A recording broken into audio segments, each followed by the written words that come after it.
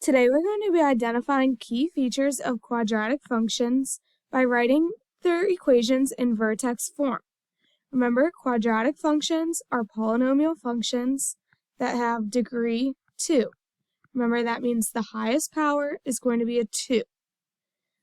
You'll have to know quadratic equations in vertex form are going to look like y equals a times the quantity x minus h squared plus k. This is important because it gives you the vertex h, k, since the graph was shifted horizontally h units and vertically k units. Remember, since h is added or subtracted inside the parent function, it creates a horizontal shift. Since k is added or subtracted outside the parent function, it creates a vertical shift. Once you have the quadratic equation in vertex form, you'll be able to see the vertex really easily, so it's helpful. You can put a quadratic equation in vertex form by using completing the square, which we used yesterday. Let me show you how that will work. Here's an example. It says, write y equals negative 2x squared plus 20x minus 42 in vertex form, and then graph the function. We're going to want to include the vertex, the axis of symmetry, the y-intercept, and the zeros all in the graph. First of all, we know this is a quadratic function because it's degree 2. The highest power is 2. So we'll be able to put it in vertex form. Before we start, though, let's go ahead and look at the y-intercept. We know we want to identify the y-intercept eventually anyways, so it's pretty easy to find from standard form because it's the c value when you're in standard form. Now let's see how to turn standard form into vertex form. The first thing you want to do is group up the quadratic term and the linear term. So put a parenthesis around the quadratic term and linear term together. Next, if the a value is not equal to 1, you need to factor it out. Right now we have an a value of negative 2.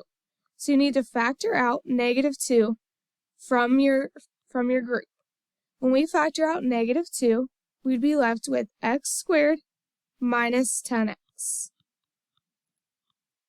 Negative 42 will stay outside of the parentheses. Now you need to complete the square on what's left inside your group. Remember, the formula to complete the square is take the b value, divide it by 2, and square it. The number that will complete this square is 25 because we have to take the b value, divide it by 2,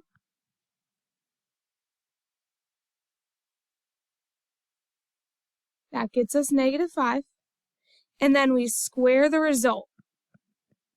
That gets us 25. So we have to add 25 to complete this square. Now we have to make sure that we're keeping this all balanced. So in addition to adding 25 on this side of the equation, we also have to add something that's equal on the other side. Now you have to be careful. If you did factor out an a value, you have to think of it this way. You took negative 2 times 25. That's what we're actually adding here on the right side. So we're actually adding negative 50. So on the left side, you also have to add negative 50 to balance this out. The next step is to factor this as a perfect square. Now that we've completed the square, we know that it factors as x plus 5 quantity squared. Sorry, it should be x minus 5 squared. Negative 5 times negative 5 gives us 25, and negative 5 plus negative 5 gives us negative 10.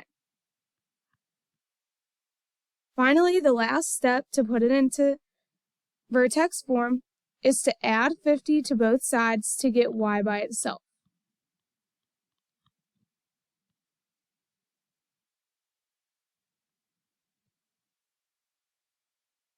So our final answer for vertex form looks like this.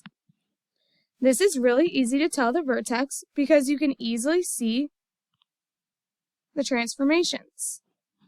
This was shifted right 5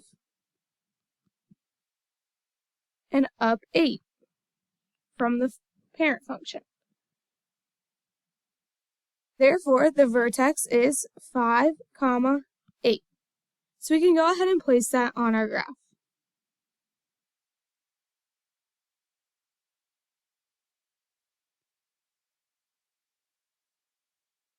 We also already know the y-intercept was negative 42. That's going to go pretty far down off of our graph. But we can go ahead and extend this down. You can also make a graph on the side off of your notes if you'd like to make your background a graph paper. Now this is going to be the y-intercept somewhere down here. We also want to put the axis of symmetry and the zeros in the graph. So let's go ahead and start with our axis of symmetry. We know that we want the axis of symmetry to go vertically through the vertex. So our axis of symmetry is x equals 5.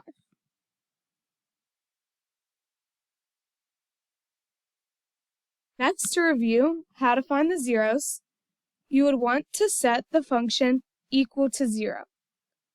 You can do this in vertex form or standard form. I'm going to show you how to do this in vertex form. In order to solve this equation, we would subtract 8 from both sides first.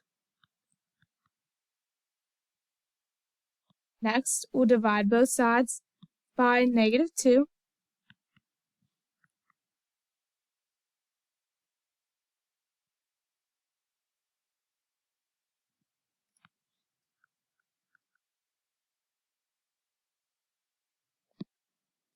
Then we'll square root both sides.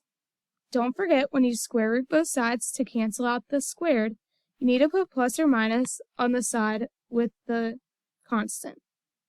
Remember, the square root of 4 is positive or negative 2. And then from here, we can split it up into two equations. We have positive 2 is equal to x minus 5, or negative 2 is equal to x minus 5. Add 5 to both sides, and you get 7 for x, and you get 3 for x. These are our zeros, or our x-intercepts on the graph. So let's go place our zeros on our graph. We know they should be at 3 and 7.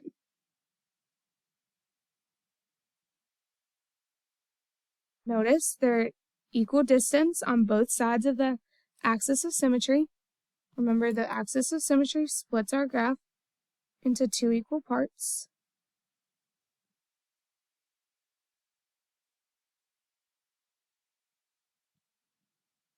And then, I think we have it all. We have the vertex, the axis of symmetry, the y-intercept, and the zeros. So we're all finished. Now I want you guys to try the next problem on the next page on your own. Go ahead and try that as a practice problem.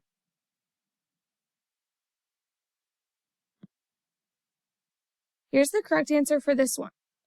This one actually has no real zeros. If you try to solve it and you set it equal to 0, you'll notice that your answers are non-real answers.